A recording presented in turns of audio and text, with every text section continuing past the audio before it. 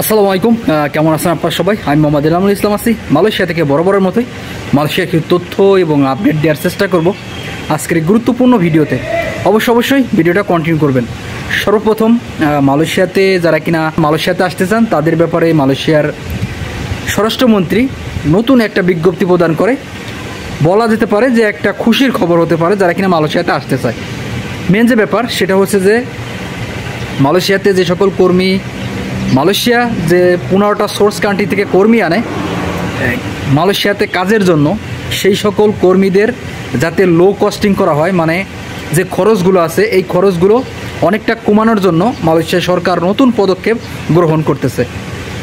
মানে যারা কিনা আসবে মালয়েশিয়াতে তাদের যেন আরও কম খরচে মালয়েশিয়াতে আনা যায়, সেই ব্যাপারে নতুন সব পদক্ষেপ গ্রহণ করতেছে মালয়েশিয়া সরকার।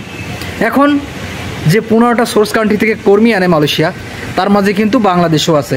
সো আমি মনে করি বাংলাদেশের নতুন যে কলিং ভিসার যে কার্যক্রমগুলো শুরু হয়েছে, প্লান্টেশন সেক্টরে যে কর্মীগুলো আসতেছে, এই জায়গা আরও বেশি টাকা কম খরচের একটা বিষয়গুলো সামনে আসবে। যেহেতু মালয়েশিয়া সরকার কস্টিং খরচ কমাবে, সেহেতু মালয়েশিয়াতে যারা আসবে তাদের খরচগুলো আরও বেশি কম হবে। এই কারণে মালয়েশিয়াতে যারা আসতে চান, আপনারা যারা আসবেন অবশ্যই একটু ধৈর্য ধরেন। নতুন ঘোষণা খুব শীঘ্রই আসবে, যাতে করে অল্প খরচে মালয়েশিয়াতে আসতে পারে। সেই ব্যাপারগুলো যখনই কিনা ফাইন্ড আউট হয় অথবা যখনই কিনা আপডেট আসে আপনাদেরকে অবশ্যই আমি জানিয়ে দেবো। অবশ্যই আমাদের চ্যানেলের সঙ্গে থাকবেন।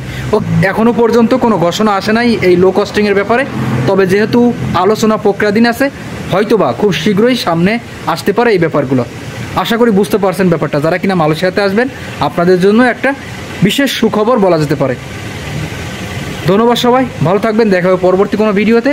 চ্যানেল নতুন হলে অবশ্যই চ্যানেলটি সাবস্ক্রাইব করে রাখবেন।